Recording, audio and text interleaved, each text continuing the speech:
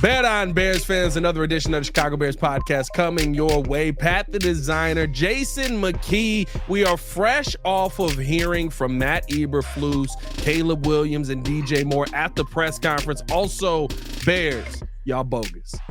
Y'all could have picked any player to go after T-Med. And y'all picked Cole Kmet. That was bogus. That was wild work. T-Med was smooth and cool, though. He was smooth and cool. T-Med, don't you let them do you like that no more time. I'm going to have a talk with T-Med this weekend, man. I love T-Med, bro. Hey, and you know, the best part was after T-Med goes up there, you could see on his face after Cole goes back up and then he comes back, you can see on his face, he was like, oh, I see what they just did. Oh, that's wild a little bit. That's a little wild. T-Med. I love T-Med, though, man. He did not want to – he's been doing that forever. And don't get me wrong, T-Med's got a heart of gold, the biggest heart. He'll give you the shirt off his back. But when it comes to doing stuff like that, that's not in his wheelhouse. He didn't want to go up there. He didn't want to do that. He may have had them glasses low too, boy. We want to let you know. Yeah, I got that right there. There we go. Shout out T-Med though, man. But no, man, listen, we got to finally hear from the head coach after apparently the conversations that he's had with Tariq Stevenson and different things like that. And I think that having a head coach on this panel in Jason McKie, also former fullback for the Chicago Bears, host the Sideline Report as well for ESPN 1000. Always, you got a lot of jobs, dog. But head coach, the main gig for you, and you get the opportunity to have to deal with, especially high school kids in that moment. Yeah. High school kids usually still got a little knucklehead in them, right? A lot of knucklehead. A lot of knucklehead. Had to deal with one this week. Actually, 3 of them yesterday had to make a tough decisions. A lot of times you don't want to make, but you have to, and we'll get into it more, 100%. I just think it's a great time to talk about the accountability you have to have as a coach with a head coach in the building. Hit that like button, subscribe to the page, leave a 5-star review. Y'all know what to do. I thought it was very interesting, Matt Eberflus's comments today, kind of basically saying, it's always fun talking to the coaches, J-Mac, on a Wednesday, because Wednesday for most people in the building, as you know, is turn the page day. It's over with. It's done. We're done with it. We ain't talking about it no more. We own the Arizona. So it's always fun because now nobody wants to talk about what we saw. And I thought it was very interesting. Flus led with, I'm not going to talk about Tariq in terms of starting, not starting, and all of those things. Tariq has made a lot of plays. He's going to continue to do that. We're behind Tariq, and we're with him all the way. He also said that him and Tariq had a good conversation, and we'll keep it there. And here's my issue when I hear those comments. First off, let's not paint Tariq as a victim that needs to be coddled. Tariq Stevenson made a dumb decision and honestly could have gotten back into the play, could have made a play, didn't make a play. That's where it is. I don't like the whole we're behind him. First off, everybody's behind him. He had his back turned to you. But I don't like the whole we're behind him because not to say you're not supporting him, but you're trying to paint it like he's going through something that he didn't cause on himself. And to me, that's where this starts, right? There has to be a level of accountability. I understand you're doing things internally. You're doing things behind the scenes. But I have seen the best coaches in this NFL hold their players accountable publicly when they make a public display that costs your team a loss. I have seen Mike Tomlin do this. I have seen Bill Belichick do this. I know it is not the favorite thing for people to do, but it just feels like, J-Mac, this is another, and it's not on the same level, but this is another Chase Claypool, another Nate Davis type situation of, well, we can't ruffle the feathers of somebody. We need to play well next week, so we're just going to not do that. It's different. So you mentioned those coaches, right? Mike Tomlin, I'm a huge fan of, always have been, especially as a coach. A lot of things that, when he speaks, I definitely listen and I learn. Bill Belichick, obviously one of the all-time greats, right? You mentioned all these coaches. Every coach has different personality. You know what I mean? Some coaches are going to address more and give more nuggets and stuff like that to the media, and some aren't. Bill Belichick ain't give you nothing. He's giving you nothing. He's giving you nothing. Mike Tomlin's going to give you some good quotes and stuff like that. He's going to give you some good knowledge, but he's going to keep it real. And Coach Flus, as we've seen time and time again, like the press conference today, I knew he wasn't going to go out there and say, hey, you know what? The hell, he's not just going to call his players out. He's going to take it on the chin. He's going to say, I've got to hold myself accountable. It's on me. That's his personality. He wants to protect his players. That's the type of head coach he is, right? Now, here's the thing. Here's my thing with Tariq. We know what Tariq did, right? Unacceptable. Can't have it. But it's like, to me, I just feel like everybody's putting the blame solely on Tariq, right? Now, let's not get it twisted, okay? The game was lost. The game was won because of a Hail Mary. Mm-hmm. But the game was not lost solely because of a Hail Mary. Let's not get it twisted. I agree with that. I mean, come on, man. Offense was missing until the end of the third quarter and then the fourth quarter. You know what I'm saying? Like, I mean, come on. Defensively, you hold this offense, right, that has been steamrolling, I mean, putting yards up, been scoring points. You hold them to 4 field goals. You know what I mean? Like, you look at that equation, that's a game you're supposed to win. You know what I mean? And then let's not talk about all the decisions. We know what happened, the goal line. We know that. I'm tired of talking about that crap, but let's talk about it. You know what I mean?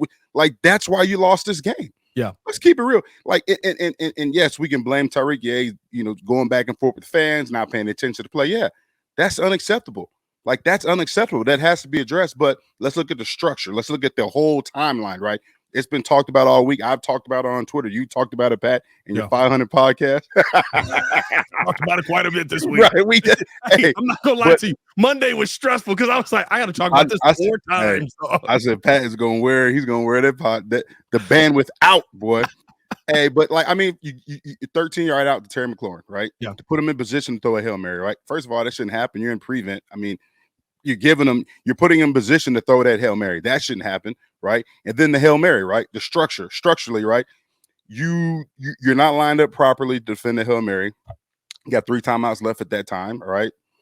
You don't want to call timeout, okay, but everybody should know how to defend a Hail Mary. You go over it all the time in practice. You go over the situations in practice. You go over last-minute plays on offense. You go over last-minute plays on defense. Defending a Hail Mary is one of the last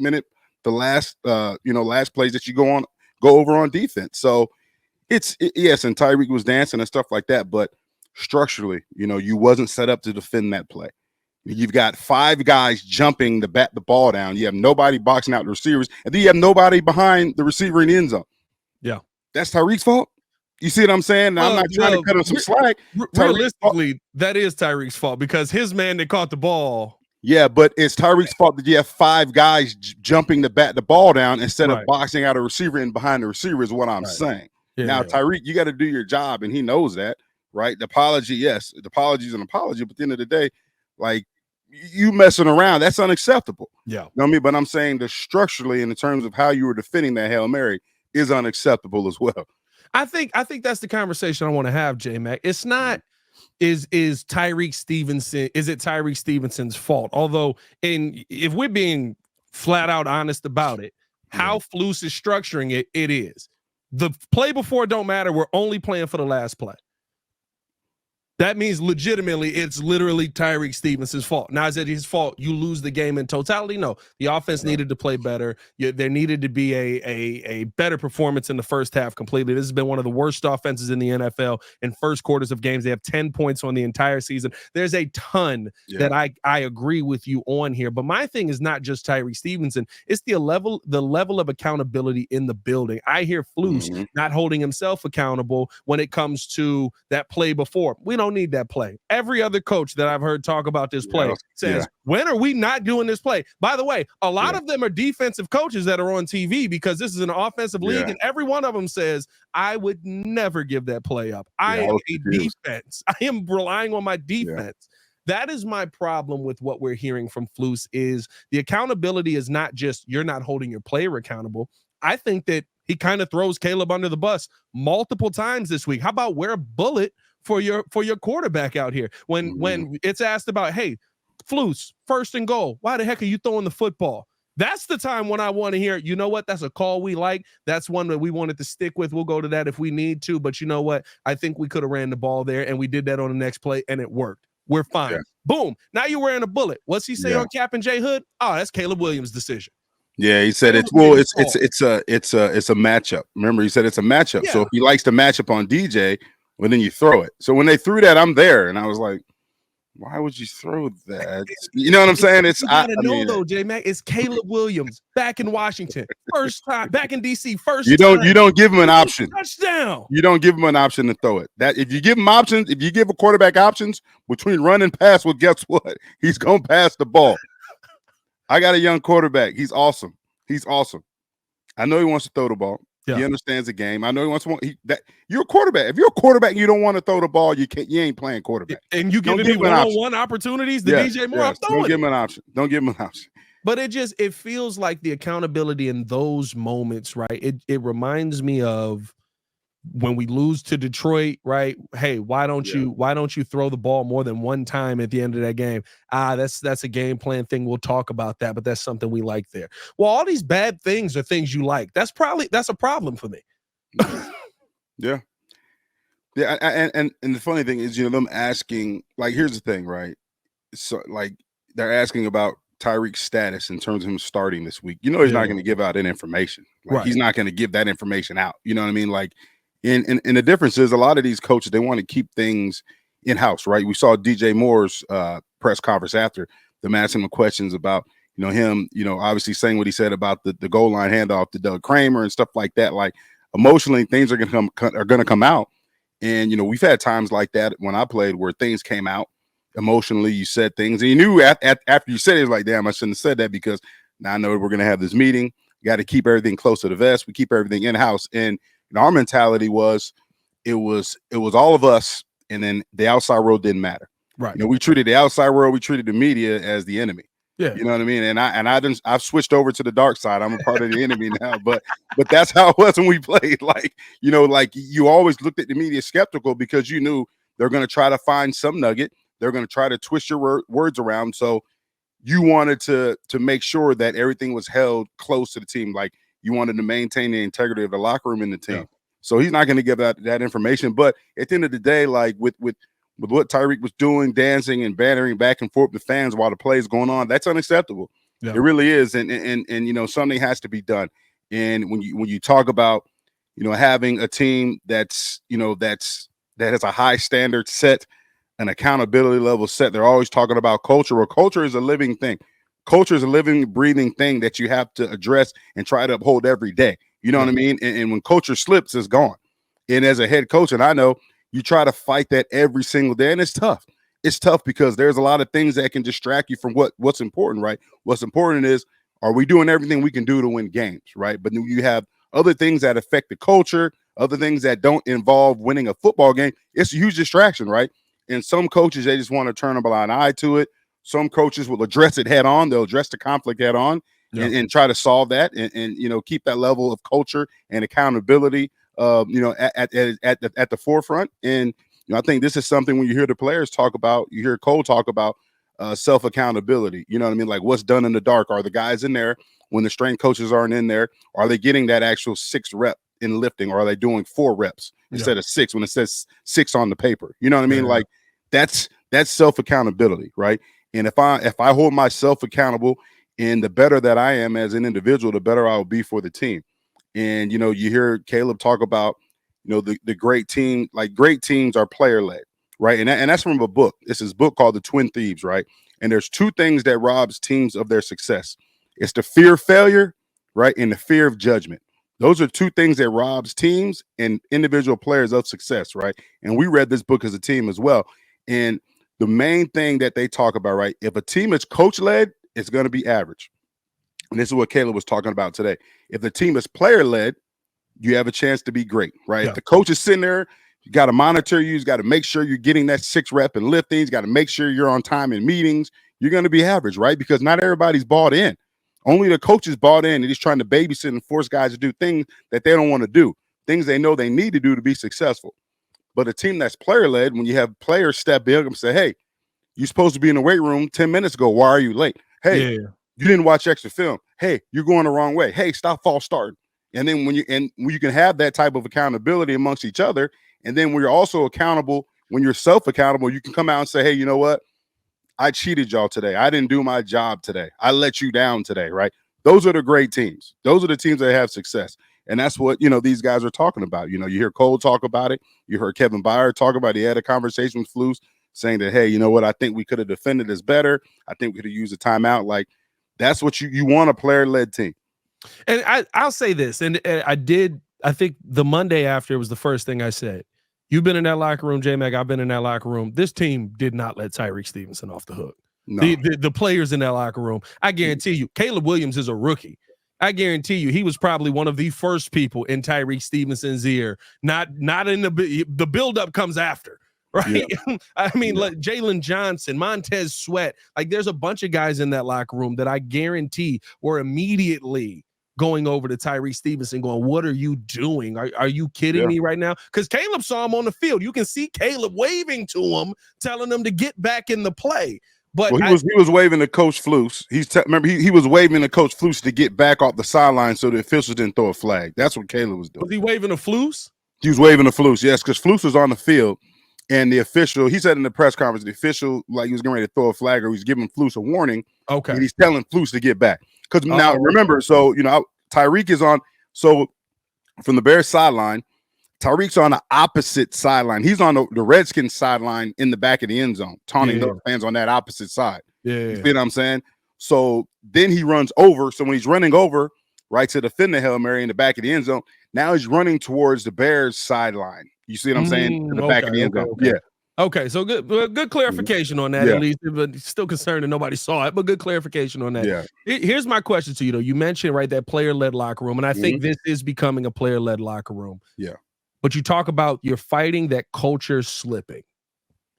Yes. Has the culture slipped? We heard today, J-Mac, never in my life have I seen a coach more openly questioned than Matt Eberflus this week. And I'm not talking about by the media. I'm talking about Jalen Johnson. Everybody, DJ Moore, Kevin Byard, Cole Kmet talking about our preparation. And I know he's talking about the players, but at the end of the day, if your players aren't doing enough, I'm questioning your culture in the building. Yeah. Has the culture in this building slipped, or was it ever there? Because this is not something new. Yeah, and what do they say, right? The great coaches says, Nick Saban says this a lot. If you're not coaching it, you're allowing it. You know what I'm saying? So I mean, that's Nick Saban says that. Cat Ocho real quick. Let me get a piece of paper right there. This is not mine. Hey, like I said, all this stuff is not mine. This is stuff that I listen to the great head coaches. And as a coach, you got to be willing. Say that one more time. Say that one more time. If you're not coaching it, you're allowing it. So if you're allowing Los and you're preaching his principle, well, then you're allowing it. You know what I'm saying? You're not coaching his principle. If you're allowing them to mess around, during the bye week and not work hard, you're allowing it. You know what I mean? You know what I'm saying? So it's, I get it. I get it. And it's tough. And like I said, the leaders of that team, the captains of that team, they are more important than the head coach in terms of upholding the leadership, upholding the culture, right? So for me, when those guys are saying the culture's slipping, it's almost like they're telling on themselves, because you're a captain, you're a leader of this team. You can't let the culture slip if you're truly a player-led team. So when you come out here and you say, "Oh, this team is player-led," well, you got to go lead it. Lead it. You got to have the tough conversations, right? The conversations that you don't want to have, you got to run and have those conversations head on, because what happens is those things linger and those things blow up towards the end of the season, right? We've seen Tariq even in this game. He had a stupid penalty. He got a personal foul penalty early in this game, right? Like those are things, and we know Tariq is. I think he's a great young cornerback. He's made a ton of plays for this team. I like Tariq. Can you separate those? But can you separate those? Because for me, right. You don't need to I love what Tom Waddle says. Anything outside the face mask is yours. Anything inside the face mask is mine. That was a dumb play. He shouldn't get the personal foul penalty. But I like that Tariq runs hot. Yeah, me too. He's a competitor. I mean, in most DBs that I play with, they're competitors. Like they're alphas. You know what I'm saying? Like you're an alpha. Like you should be an alpha. You know what I mean? Like you're a competitor. So nobody feels worse than Tariq, I'm sure. You know what I mean? And I know he knows he let his team down. You know what I mean? Nobody's hurt more than him. Yeah. Everybody's hurting, Tariq especially, because, he's just in the moment. He's young, second year, and I'm not making excuses. That should never happen. Yeah, it should never happen. But my point is, right, the guys are talking about self-accountability, right? Leadership, player-led. Well, then we got to go lead it, guys. Like the captains, you got to go lead it, because at the end of the day, it's your team. Yeah. It's your team. Some of you guys are going to be here longer than Coach Flus. That's the reality. DJ, you're going to be here longer than Coach Flus. Yeah. You know, I don't know. One day, he only signed a 4-year deal. You know what I'm saying? I'm not saying I don't. Right. I don't know the forecast of Coach Flus's future and all that stuff. You see what I'm saying, Pat? Yeah. But you're going to be here longer. Like, so if it's truly player led, then let's lead it. Let's address the difficult situations. Guys ain't getting all the reps in the weight room. Let's address it. If I see guys messing around in practice during the bye week, I got to open my mouth. Yeah. I've got to uphold that standard and culture that we've set as captains and that we've set as a team, right? The coach is he's gonna give you the expectations and standards, right?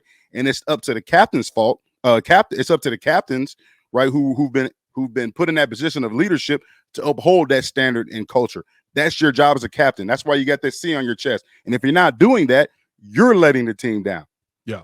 And let me ask you this, right? In your time playing, there were moments where people would do stuff that would be a little boneheaded. Yeah.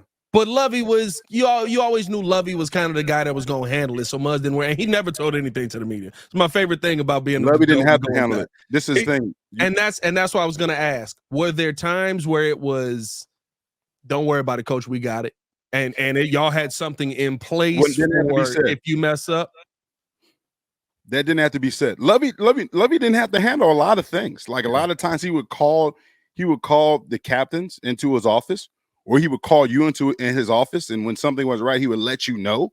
Like he would directly tell you this isn't right or you're wrong here. But we had great leaders. We had great alphas on that team. We had guys that would speak up and hold each other accountable. So Lovey didn't have to come down from his office and babysit us. You know what I'm saying? Like we were truly player led. Like, and we were going to say, if you messed up, you messed up. Yeah. Like, was there fights? Yeah, there was fights. We fought, we argued because we were all on the same page because we wanted to win. You know what I mean? And we knew what was right and what was wrong. We knew when guys were walking past the weight room instead of walking in it. We knew when guys were BSing in practice. You know what I'm saying? And it wasn't gonna, and we had guys on this team in terms of leadership roles that they weren't gonna let that slide. Yeah. And I think that's what, made us a successful team, because we had that type of truly player-led leadership. Like you can preach about player-led leadership, but if you're a captain, you got that C in your chest, you're not out there getting on guys because, they're not staying after practice, catching extra passes off the jugs machine, or they're not staying after practice, working on different routes and stuff like that. Like it's not player-led. You shouldn't be a captain. Yeah. 100%. That's football. I remember Lance was telling us a story when he was on with me and Shane. He said he didn't say the guy's names. I don't know who it was, but there was a guy that was in the linebacker room, and they were talking about. I guess it's a part where you're not really in the play, but they were like still engaged, hit this dude. You know what I mean? Because you never know. Said the dude was like, "Well, I gotta hit him. Like I'm not part of the play." It's like, what'd you just say? It was one of those situations of like, you just we're not talking like that. All right, we got a spot for you over here. Like it's. I love the fact that after it, I will say this: I never worried that Tariq was going to be held accountable.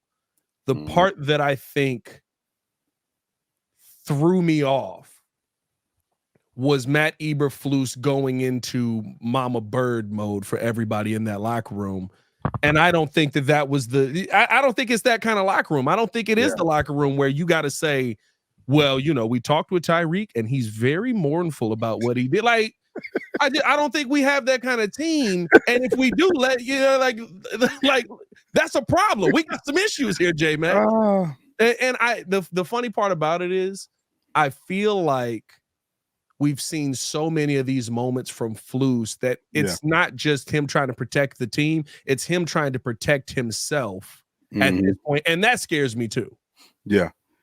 I mean, we'll in terms of getting an answer, in terms of Tariq's discipline, we'll know. We'll find out Sunday that first defensive series if he's out there. Did y'all ever have to do that with somebody where somebody who was a starter didn't start a series or didn't start a half? Yeah. Now I got to go through the archives to find out who it was. I mean, I can find it. I ain't gonna tell you who. Yeah.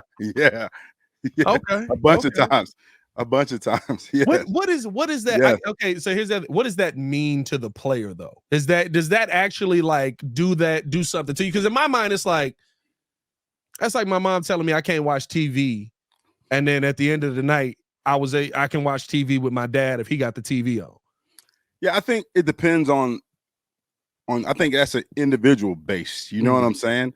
So I think some guys it affected them because all right, I'm missing first series, I'm going to the next series. But some guys it affected them more because of them not playing that series, but of them letting their teammates down. You know what I'm saying? So I think with our team, right? And I can only relate this to our team because I'm not in the locker room. I'm not in their locker room. I'm in their locker room doing interviews, but I'm not in their locker room during the week. They wave you out at a certain point. Right. So, they let you in at a certain point as well. I'm sure you weren't in there seconds after. But this is the thing, like when you like we had such a big accountability to our teammates and each other. You know what I mean? So like I said, if I false started in a critical situation, it's 3rd and 3, and I false start, I'm like, damn. You know what I mean? Now we go from, our regular or jumbo personnel to bringing in an extra receiver because I done screwed it up. The down the distance is wrong.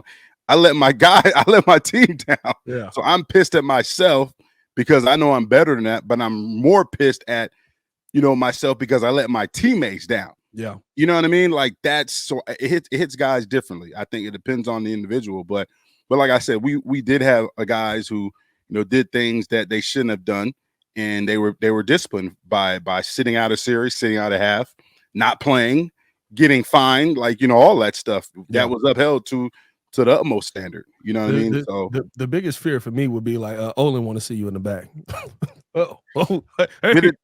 Yeah, they're not even gonna. But the thing is, it's not gonna. Like our team, it wasn't done in private. It was done in front of everybody, right? And it wasn't just like, an Olin Cruz yelling at the backup guard. It was him yelling at, him and me going at it, or him and T Jones going at it, or Ruben Brown and T Jones going at it, or me and T Jones versus Olin and Ruben Brown going at it. You know what I mean? Like we're like, hey man, like. T Jones, hey man, get your freaking block. And Olin's like, run the damn ball. Okay, hug it out. Now let's go score. You know what I mean? That's the type of accountability that that we had. Y'all were like that Celtics clip where it's like the KG, Ray Allen, Paul Pierce Celtics, and they all cussing each other out after I think they had just won by like 10. Yeah. But it's like you effing up the defense, dog. Like y'all, like you coming out of it on the right side of it, but you also like, hey, bro, like what are we doing out here? You could have messed everything up. Yeah, because we're trying to. We know we will never be perfect, right? Football is a game where, every play is not going to be perfect. You're not going to make the right step. You're not going to make the right read. You're not going to have the right hand placement every single time on a block. But as a players and the great teams, they chase perfection, right? Yeah. They repeat it. They do it again until they're as close to perfect as they can be. And that's what the great teams do. And that's what we knew. You know what I mean? Did we have better talent than everybody that we played on the schedule? No, we knew that. There were teams that had better rosters than we did, that had more blue chip players than we did. But guess what? We knew we had a lot of great blue chip players. Yeah. But the role players that we had, they knew their role, and they knew that they had to be as close to perfect as they could be if we wanted to win games, if we wanted to have a chance at being great or being successful. Y'all live by the Rock slogan in there: know your role and shut your mouth. Know your role. You don't do your role, you might get the fire slapped out of you. That's the truth. Like that's accountability, bro. Hey, fact, that's a different accountability when you got the threat of Olin Cruz. Sometimes you gotta Jason McKie coming across. No, and it's not, and everybody just says it's like, everybody thinks, just Olin was holding people accountable. No, I mean, there were great leaders in that. It was so many. Mike Brown, Brian Urlacher didn't yell as much, but when he spoke, you listened. You know what I'm saying? Because if you're yelling all the time, if you're screaming all the time, you're cussing all the time, right? Then what's important? Then what's really important? You sit there and say, okay, he's cussing again. It's another day he's cussing somebody out. Yeah. You see what I'm saying? Like, so it's, and they got a lot of guys on their team. And, I had an opportunity after the game. Jalen Johnson was outside the locker room. He's sitting outside the locker room. Obviously, he's mad. He's pissed. He's distraught and everything. And, and he's talking, and, I'm not going to disclose what he said, a lot of stuff of what he said at all. Keep that in the locker room, even though I'm not in there, but, keep it up, keep it in the locker room. But, I had a chance to tell him, I say, hey, man, you know what? Like, you're the heartbeat of this team. You are one of the heartbeats of this team. And I told him, you got that C on your chest for a reason. And as you go, this team will go. So there's only two things that's going to happen from that loss, right? You're going to get better, they're going to get worse. They're either going to right their wrongs and they have an opportunity this Sunday against the Cardinals, or they're going to get worse, or they're going to go in the tank and throw in the towel. There's only two ways this thing can go. It's going to make you stronger, or it's going to break you. And we'll see what it does on Sunday. We'll see what happens. We'll see what it does. Maybe this is like a Thanos moment where, we had to lose this game so that we could finally beat the Packers in 3 weeks. Maybe that's what this is. Maybe this is our Thanos moment where it's put up or shut up. It's like, what did it cost you? Everything. Yeah, I mean, this loss is a loss that is going to be talked about forever, but it's a loss that can define this team. Yeah, we won't know. I don't know if you've seen the tweet, and we got to get up out of here. I don't know if you've seen the tweet where it's like all the bad moments that Bears fans have had to go through. Man, it's crazy. it's like you wouldn't survive the gauntlet that I've lived in. I think his name is Jay on Twitter. He tweeted it out. I was rolling at that. I was like, bro, this hurts. Like rewatching this, like we've been through some heartbreak in this city, dog. Hey, it hurts when it hurts when you've been actively a part of the heartbreak. And it hurts when you actively watch heartbreak and you're right there watching it too. It hurts, man. Like I remember. I promise there's better days, man. There's better days ahead. That's what I keep getting told. I promise there is. My dad told me that in 2007 as well. We got a quarterback. I know that. We got a quarterback. We got a quarterback. I feel like we got a quarterback. Hey, and a running back. And a cornerback. Oh, that man jumped off another man's head, bro. That was crazy. Hey, let's get up out of here, man. Appreciate y'all for tuning in. I wanted us to win so we could talk about him jumping off a human's head, bro. That was crazy. Now listen, y'all was all hating on my boy Swift a couple weeks ago. I was. Hey, and what did I tell you guys? Who was on this? Who's been on Swift the whole time? Hey, you have been on Swift the whole time? 100%. I still wouldn't have paid that. Plenty of room on the Swift bandwagon, guys. Jump on there, Pat. Hey, he got $5 million too much for me when my quarterback on his back that much. Yeah, listen, I love him, but it was a discount out there. Man, appreciate y'all for tuning in, showing love. Hit that like button, subscribe to the page, leave a 5-star review. Y'all know what to do. For Jason McKie, it's your boy Pat the Designer back at it again. Bear down, one love. Bear claws still up. We still got strong claws over here. No lip claw. No lip claw. They got pills for that. We need a sponsor on the show. Appreciate y'all for tuning in, showing love. Bear down, one love. Bear down.